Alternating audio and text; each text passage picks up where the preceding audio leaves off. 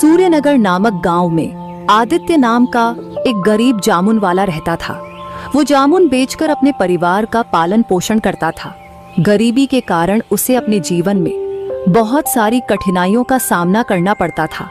जामुन ले लो, जामुन ताज़ा और मीठा जामुन। आदित्य, ये जामुन कितने रुपए किलो है? भाई, जामुन 50 रुपए किलो है। अरे बाप रे, इतने महंगे जामुन। तुम्हारे जामुन में कोई कीमती सोने जड़े हुए हैं क्या, जो तुम इतने महंगे जामुन बेच रहे हो? भाई, ये अभी अभी जंगल से आए हैं, बिल्कुल ताजे जामुन हैं। और वैसे भी अब तो जामुन के दाम भी बढ़ गए हैं। नहीं, अगर 20 रुपए किलो देना है तो दो, वरना मैं कहीं और से ले लूंगा। 20 रुपए, ये तो बहुत ही कम है। ठीक है, तो तुम अपनी जामुन अपने पास रखो, मैं तो चला। ऐसा कहकर वो आदमी वहाँ से चला जाता है। आज मेरा एक भी जामुन नहीं बिका। पूरा दिन बीतने के बाद एक ग्राहक आया और वो भी चला गया। अब मैं क्या करूं? अरे आदित्य, क्या सोच रहे हो? नमस्ते मुखिया जी। हाँ, नमस्ते। क्या हुआ? तुम किस सोच में डूबे हुए थे? मुखिया के पूछने पर आदित्य उन्हें सब कुछ बता देता है। आदित्य की बात सुनकर मुखिया जी अपने मन में सोचते हैं, इसके जामुन तो वाकई बहुत ही अच्छे हैं और ताज़ा है। वो आदमी बेवकूफ था, ऐसा करता हूँ, कम पैसों में मैं ही इसके जामुन खरीद लेता हूँ। ये सब सोचकर मुखिया जी बोलते हैं, ऐसा करो आदित्य, तुम मुझे ये जामुन 30 रुपए किलो के हिसाब से 10 किलो दे दो। ठीक है मुखिया जी, मैं अभी दे देता हूँ। ऐसा कहकर आदित्य मन में सोचता है, चलो, कम से कम मुखिया जी ने मुझसे बहुत ज्यादा तो पैसे कम नहीं करवाए। अब जो भी पैसे मिलेंगे मैं उन पैसों से घर की जरूरत का सामान ले लूंगा, क्योंकि खाली हाथ भी तो मैं घर नहीं जा सकता। मुखिया जी चालाकी से अपने मन में सोचते हैं, बेवकूफ आदमी, इन लोगों से प्यार के 2 मीठे बोल क्या बोल दो, ये लोग अपना सब कुछ न्यौछावर कर देते हैं। फिर मुखिया जी जामुन लेकर वहाँ से चले जाते हैं और आदित्य भी अपना सामान समेटकर अपने घर की ओर निकल जाता है। अजी, सुनते हो? अच्छा किया जो आप जल्दी आ गए। क्या हुआ रूपा, तुम इतनी परेशान क्यों हो रही हो? माँ की तबीयत बहुत खराब हो गई है, उसे बहुत तेज बुखार है। रूपा, तुम ये क्या कह रही हो? रुको, मैं अभी वैद्य जी को लेकर आता हूँ। फिर आदित्य वैद्य जी के पास चला जाता है।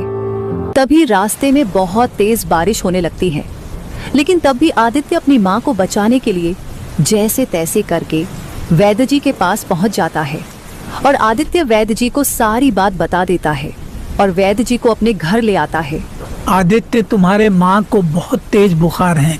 ये सिर्फ एक दवा से ही ठीक हो पाएगा, मगर वो दवा बहुत महंगी है। उसमें जिन जड़ी बूटियों को डाला गया है वो आसानी से नहीं मिलता। वैद्य जी, आप पैसों की चिंता मत कीजिए, बस आप मेरी माँ को ठीक कर दीजिए। फिर वैद्य जी माँ को दवाई दे देते हैं और वैद्य जी अपने घर चले जाते हैं।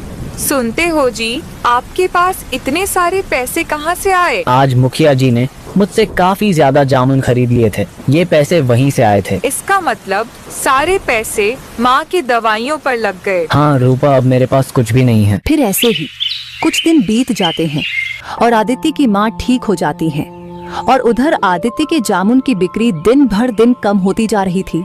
वो रोजाना केवल 20 या 40 रुपए ही कमा पाता था। तो फिर एक दिन रूपा बोलती है, अजी, सुनते हो? आज तो घर में कुछ भी खाने को नहीं है। तुम चिंता मत करो रूपा, मैं कुछ इंतजाम करता हूँ। बस भगवान आज अपनी सुन ले और मेरी सारी जामुन बिक जाए। ठीक है रूपा, मैं जामुन बेचने चलता हूँ। इतना कहकर आदित्य अपनी जामुन की टोकरी लेकर गांव में चला जाता है। जामुन ले लो, जामुन ताज़ा और मीठा जामुन। इस तरह आदित्य पूरे गांव में जामुन बेचता है, लेकिन शाम होने तक उसकी एक भी जामुन नहीं बिकती। तो वो थक हार कर एक पेड़ के नीचे बैठ जाता है और मन में सोचने लगता है, सुबह से शाम हो गई, लेकिन अभी तक मेरी एक भी जामुन नहीं बिकी। अब तो ये जामुन भी सड़ने लगी है। अब मैं क्या करूं? हे ईश्वर, मेरे जीवन की कठिनाइयां कब खत्म होगी? आदित्य ये सोच ही रहा था कि तभी वहाँ से एक साधु बाबा गुजरते हैं।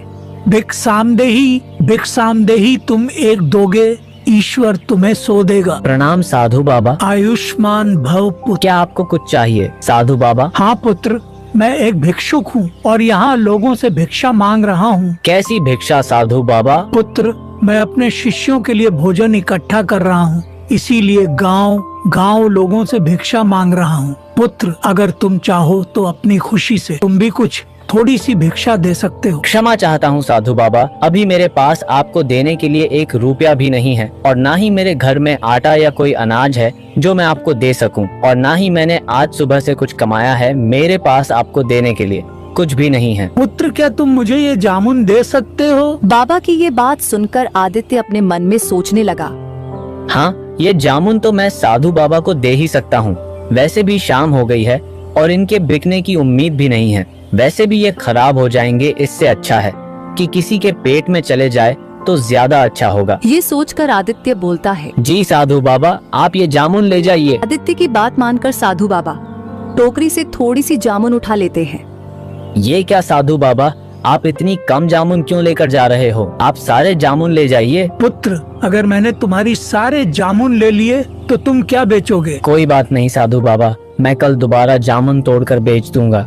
आप इन्हें ले जाइए। पुत्र, मैं इतना बड़ा टोकरी कैसे लेकर जाऊंगा? साधु बाबा, आप मुझे बताइए आपको कहाँ जाना है, मैं इन्हें वहीं पहुँचा देता हूँ। ठीक है पुत्र, चलो तुम मेरे साथ। इतना कहकर साधु बाबा आदित्य को लेकर जंगल की ओर चले जाते हैं। कुछ देर चलने के बाद वो उनकी कुटिया में पहुंच जाते हैं। धन्यवाद पुत्र। अरे बाबा, धन्यवाद की कोई बात नहीं है, ये तो मेरा फर्ज था। मेरा आशीर्वाद तुम्हारे साथ है, तुम सदैव खुश रहो। साधु बाबा, अगर आप बुरा न माने तो मैं आपसे एक बात पूछ सकता हूँ? पूछो पुत्र, क्या पूछना है तुम्हें? साधु बाबा, आपने जामुन तो ले लिए, लेकिन क्या आप लोगों को केवल खाने में जामुन ही खिलाएंगे? नहीं पुत्र, दरअसल मैंने सब्जी और अनाज तो पहले से ही जमा किया हुआ था और फिर मैं जामुन की ही तलाश में निकला था। साधु बाबा, ये तो बहुत ही अच्छा है, मेरे जामुन आपके काम आ जाएंगे। ठीक है बाबा, अब मैं चलता हूँ। पुत्र रुको, मैं तुम्हें कुछ देना चाहता हूँ। ये लो, इसका नाम रानी है।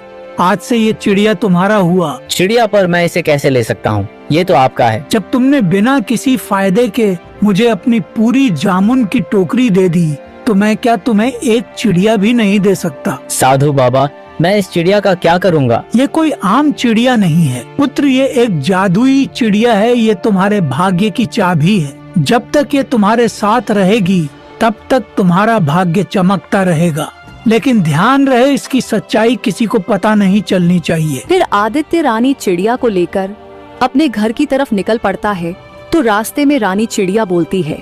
आदित्य, साधु बाबा ने जो कहा उसका ध्यान रखना। ये बात किसी को पता मत लगने देना कि मैं एक जादुई चिड़िया हूँ। ठीक है दोस्त, मैं वादा करता हूँ मैं ये सच कभी किसी को नहीं बताऊंगा। इतना कहकर आदित्य रानी चिड़िया को अपने घर ले जाता है। अजी, आप इस चिड़िया को कहाँ से लेकर आए हो? रूपा, ये चिड़िया अब से हमारे साथ ही रहेगा। आप इस चिड़िया को घर क्यों लेकर आए हो? जी, पहले ही हमारे खाने के लाले पड़े हुए हैं। एक वक्त की रोटी भी मुश्किल से नसीब हो पाती है, ऊपर से आप इस चिड़िया को ले आए। कैसी बात कर रही हो रूपा? भला ये छोटी सी चिड़िया कितना खा लेगी? और रही बात खाने की, तो जो हम खाएंगे वही इसे भी खिला देंगे। आदित्य और रूपा बातें कर रहे थे कि तभी उन्हें आवाज आती है। अरे आदित्य, क्या घर पर हो? जरा बाहर आओ। अरे सूरज भाई, आप यहाँ? हाँ आदित्य, वो क्या है ना, आज मेरी बेटी का जन्मदिन था, बहुत सारे पकवान बच गए। मैंने सोचा गांव में बांट दूं, इसीलिए मैं तुम्हें भी देने चला आया। ये लो। बहुत बहुत शुक्रिया भाई आपका। अरे नहीं आदित्य, इसमें शुक्रिया की क्या बात है? वैसे भी ये खाना खराब हो जाता तो इससे अच्छा किसी का पेट ही भर जाए। सूरज ये कहकर वहाँ से चला जाता है।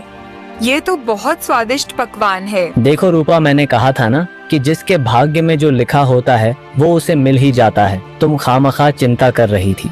देखो ये पकवान हमारे पास खुद चलकर आ गए। आज तो हम खाएंगे, स्वादिष्ट पकवान पर गाएंगे ईश्वर के गुणगान। फिर वो सब मिलकर खाना खाते हैं। रूपा, मैं जामुन बेचने बाजार जा रहा हूँ। तो क्या आप इस रानी चिड़िया को भी साथ ले जाएंगे? क्यों, क्या हुआ? कुछ नहीं, मैं तो बस पूछ रही थी। आदित्य रूपा की बात सुनकर जामुन बेचने चला जाता है। जामुन ले लो, जामुन ताज़ा और मीठा जामुन। आदित्य, तुम्हारे जामुन तो बहुत अच्छे दिख रहे हैं, क्या भाव दे रहे हो? भाई जामुन 50 रुपए किलो है। अच्छा एक काम करो, मुझे 4 किलो जामुन दे दो। वो आदमी बिना पैसे कम कराए आदित्य के सारे जामुन खरीद कर चला जाता है। वो देखते ही देखते आदित्य के सारे जामुन बिक जाते हैं। अरे वाह, आज तो मेरी सारे जामुन अच्छे दामों में बिक गई। अब मैं इन पैसों से माँ और रूपा के लिए अच्छे कपड़े और पकवान लेकर जाऊंगा। फिर आदित्य सब सामान लेकर अपने घर चला जाता है।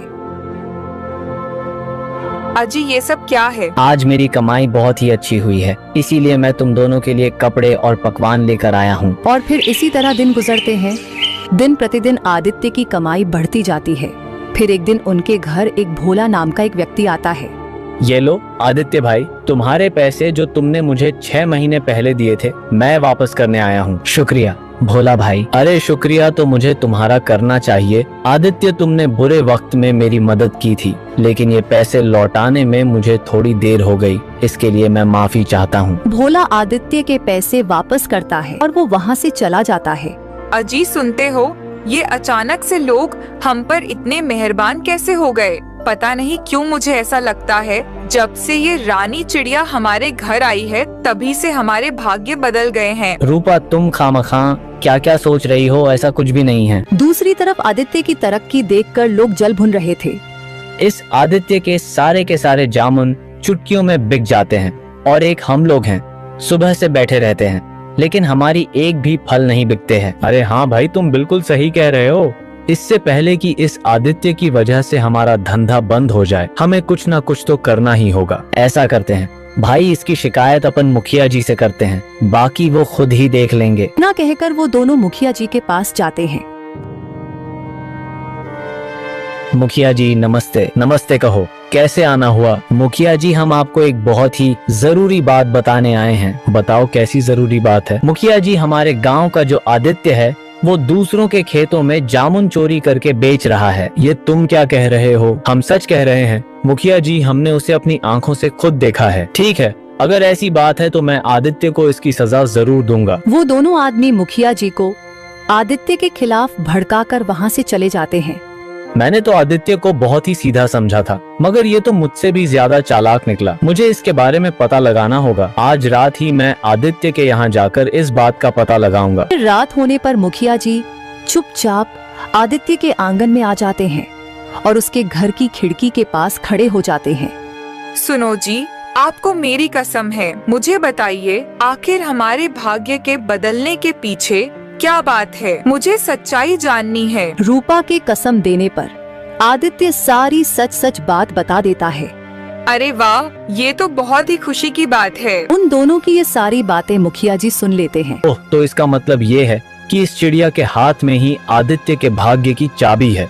अगर मैं इस चिड़िया को अपने साथ ले जाऊं तो मेरा भाग्य भी बदल जाएगा। फिर अगले दिन सुबह होने पर मुखिया जी उन आदमियों के साथ आदित्य के यहाँ पहुँच जाते हैं।